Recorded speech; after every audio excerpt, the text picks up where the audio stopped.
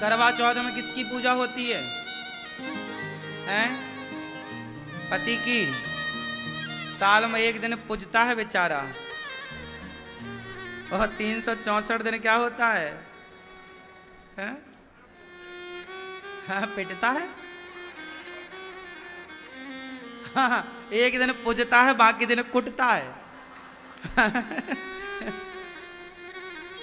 चलो अच्छा है, चलो एक दिन के लिए सही।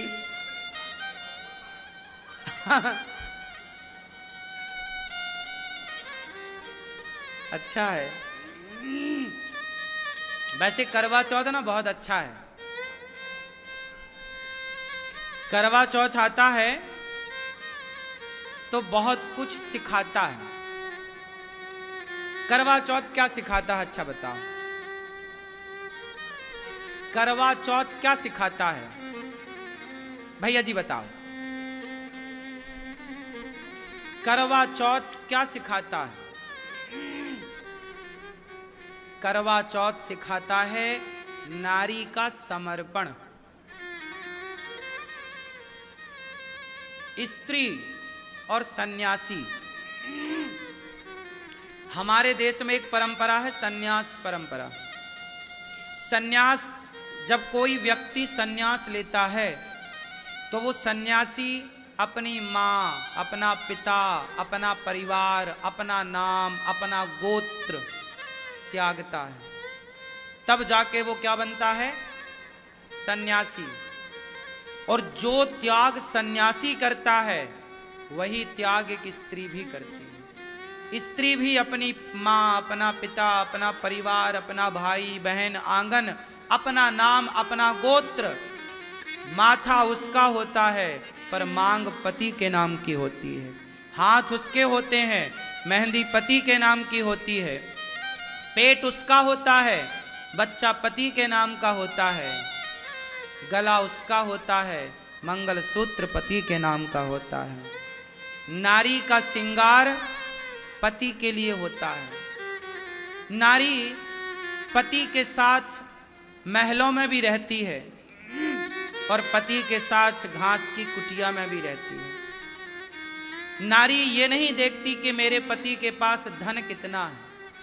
नारी बस अपने पति का प्रेम चाहती है, और प्रेम है तो पेड़ की छांव में, घास की कुटिया में भी जीवन बहुत प्रसन्नता से गुजारा जा सकता है।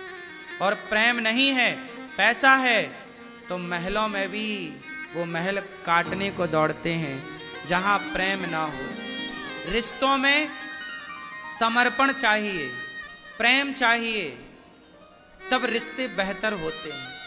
और समर्पण की प्रतिमूर्ति कौन है? आज हम आपसे कहें कि समर्पण की चलती फिरती मूर्ति का नाम बताओ, तो पत्नी है। जितना समर्पण एक स्त्री करती है, सोचिए कौन है जो अपना गोत्र छोड़ दे, अपनी जात छोड़ दे, अपना नाम छोड़ दे।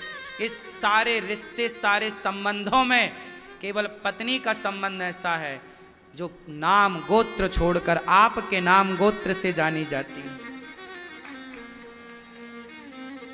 इतने सारे रिश्तेदार हैं आपके, लेकिन उन सारे रिश्तेदारों में एक रिश्ता है पत्नी का, जो आपके लिए है, सिर्फ आपके लिए।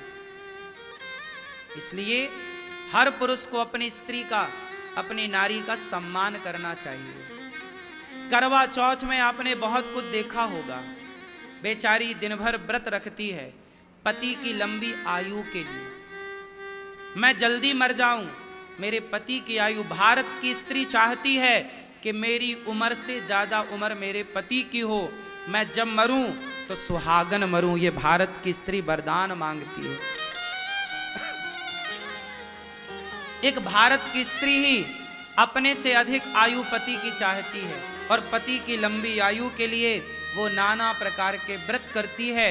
और उन्हीं व्रतों में एक व्रत होता है करवा चौथ का। करवा चौथ के दिन वो चलनी उठाती है, और चलनी का जो पीछे का हिस्सा है वो पति की ओर होता है, चलनी का जो आगे का हिस्सा है वो पत्नी की ओर होता है। आगे का हिस्सा मतलब चलनी का ऊपरी हिस्सा, जिस हिस्से में आप आटा चालती हो ना तो कचरा बच जाता है, ऊपर के हिस्से में कचरा रह जाता है, नीचे के हिस्से से सारा आटा निकल जाता है। तो जिस हिस्से पर चलनी कचरा बचा के रखती है वो हिस्सा नारी अपनी ओर करती है, चलनी उस हिस्से का मुंह अपनी ओर होता है। मानो नारी ये कहती है कि हमारे और आपके रिश्ते में कोई आँच आई, कोई संकट आया, कोई दुख आया तो वो सारा दुख दर्द पीड़ा मेरी तरफ आ जाए, आपकी तरफ केवल सुख चैन आनंद जाए। जैसे साफ आटा को वो नीचे गिरा देती है और कचरा को अपनी ओर अपनी भीतर बचा लेती है, चलनी का यही तो स्वभाव है। उसी तरह नारी कहती है कि मेरे पति पर आने वाला कोई भी संकट, हे विधाता वो मेरी तरफ आ जाए, मेरे पति की तरफ कोई आँच ना आए, कोई संकट ना आए। ये चलनी का आशय है, इसलिए नारियां चलनी से अपने पति का मुंह देखती हैं। चलनी का अर्थ है कि मैं आपके जीवन में आने वाले संकट को पहले मैं लूंगी, फिर बचा हुआ आखिरी में, छना हुआ आपकी तरफ, और संकट मेरी ओर, दुख मेरी ओर, सुख आपकी ओर। उसमें एक दीपक भी रखती है चलनी में। दीपक रखने का आशय है कि स्वामी, एक पत्नी कहती है अपने पति से, हे प्राणनाथ, मैं अपना सब कुछ तज कर आई और आपने भी हर समय मेरा साथ दिया। हे प्राण प्रिय, जैसे ये दीपक का प्रकाश चारों ओर फैल रहा है, नारी चाहती है कि मेरे पति की कीर्ति का, यश का प्रकाश भी इस दीपक की तरह चारों ओर फैले। और याद रखिएगा, जब वो चलनी पर दीपक रखती है तो दीपक के तले जो अंधेरा होता है वो पत्नी की ओर होता है, और छन्नी से, चलनी से छन करके प्रकाश नारी की तरफ जाता है। भाई दीपक जब रखेंगे चलनी पर तो उस पर अंधेरा तो पत्नी की तरफ आ गया ना, दीपक के तले अंधेरा। तो नारी कहती है कि यदि कुछ अंधकार है जीवन में, कुछ दुख का साया है, तो वो मेरी तरफ रह जाए और ये प्रकाश प्रकाश आपकी तरफ, सुख सुख आपकी तरफ, आनंद आपकी तरफ पहुंचे। जैसे दीपक में दो चीजें होती हैं, मूलतः होती तो दीपक सहित चार चीजें होती हैं। पहला तो होता है दिया, दूसरा होती है बाती, तीसरा होता है तेल, और चौथी होती है अग्नि, आग जो जल रही है, जो ज्योति है।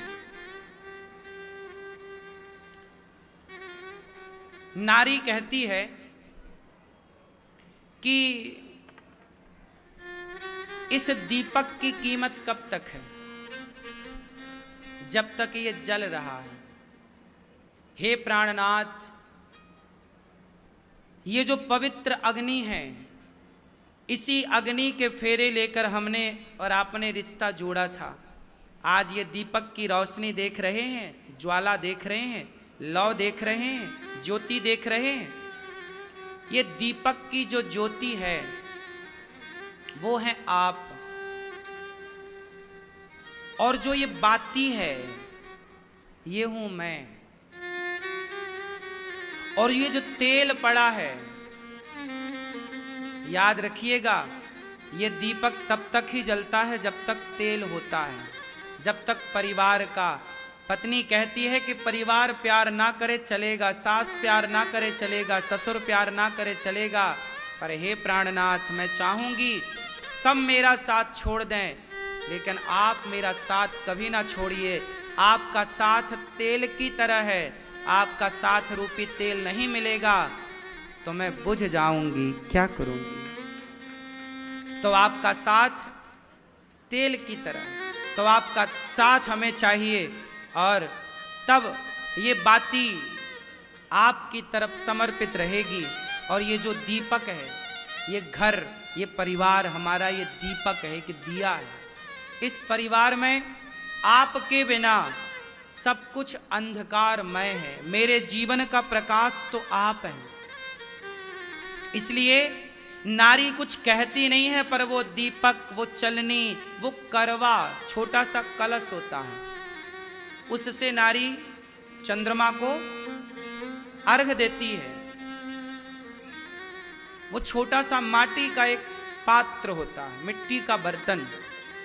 मानो नारी वो मिट्टी का बर्तन लेके अपने पति को ये दिखाती है कि देखो, ज्यादा पैसे पैसे के चक्कर में ना भागो, ये देख रहे हो माटी का घड़ा, रिश्तों को वक्त देना सीखो, रिश्तों को समझना सीखो। अच्छा, आपसे एक सवाल पूछ लूं, परिवार और पैसा दोनों में एक को चुनना पड़े तो किसे चुनोगे? जब हमारे देश का बंटवारा हुआ, पाकिस्तान और हिंदुस्तान बना, उस समय पाकिस्तान से जो हिंदू भागे तो वो प्रॉपर्टी के कागज लेकर नहीं भागे थे, सोना लेकर नहीं भागे थे, पैसा लेकर नहीं भागे थे, बच्चों का, माता पिता का हाथ पकड़ करके भागे थे। जिनकी संपत्ति अथाह थी, वो संपत्ति की ओर ना देखकर बच्चों को गोद में लेके भागे थे, पत्नी का हाथ पकड़, बूढ़ी माँ का हाथ पकड़ भागे थे। याद रखना मेरी माँ, रिश्तों से बड़ा कभी पैसा था ही नहीं। आज पैसों के कारण रिश्ते बिगाड़ दिए जाते हैं। मैं चाहूँगा कि इस करवा चौथ को हर पति को अपनी पत्नी से ये जरूर कहना चाहिए कि मैं रिश्तों को ऊपर रखूँगा, पैसे के ऊपर कभी नहीं रखूँगा। मेरे लिए मेरा परिवार सर्वोपरि है। सबसे पहले परिवार। पैसा तो आएगा, आप जहां जाओगे वहां कमा लोगे। परिवार को महत्व देना सीखिए। तो ये करवा जो उस मिट्टी का जो छोटा सा कलश है, वो ये प्रेजेंट कर रहा है कि देखो, प्यार मोहब्बत से जीवन जी लो, भरोसा नहीं है जीवन का, एक दिन हमारी तुम्हारी माटी, हमारी तुम्हारी राख इस घड़े पे ही समा जाएगी। कोई कितना भी बड़ा हो, मुट्ठी भर राख तो घड़े पे ही आनी है। इसलिए वो माटी का घड़ा होता है, छोटा सा कलश। चांद को देखते, स्त्री किसे देखती है? क्यों? चांद को क्यों? चंद्रमा शीतलता का प्रतीक है। किसका प्रतीक है? शीतलता का। मानो स्त्री चांद को देख रही है और देख नहीं रही है, दिखा रही है। माँ क्या बोलती है? बेटा देख चंदा मामा। पहले माँ देखती है, उंगली करती है, तब फिर बच्चा देखता है। तो नारी नहीं देखती चंदा को, नारी पति को दिखाती है कि जो आप बार बार बात बात पे हम पे गुस्सा करते हैं, बात बात पे भड़क जाते हैं, क्रोध करते हैं, हे प्राणनाथ, इस व्रत में ये संकल्प लीजिए कि चांद की तरह शीतल अपनी कृपा हम पे बनाए रखेंगे, चांद की तरह शांत रहेंगे, शीतल रहेंगे और प्यार का ये प्रकाश सदा हम पर बरसता रहेगा। आप कभी सूरज की तरह गर्म ना होंगे। इसलिए ये व्रत तोड़ा रात्रि को जाता है। कब तोड़ा जाता है? रात्रि को, वो भी चंद्रमा को देखकर, सूर्य को देखकर नहीं। सूर्य गर्म है, चांद ठंडा है, तो मानो पत्नी कहती है कि चांद की तरह आपका स्वभाव शीतल हो मेरे लिए, बच्चों के लिए, अपनी माँ के लिए, अपने पिता के लिए, परिवार के। आप बॉस हैं, आपने ऑफिस में लड़ाई झगड़ा की, गुस्सा आया, वो गुस्सा पत्नी पर, बच्चों पर ना उतारिए। काम का गुस्सा काम तक ही रखिए, काम का गुस्सा परिवार के लोगों में ना उतारिए, वरना काम और परिवार को मिक्स कर देंगे तो गृहस्थी बिगड़ जाएगी।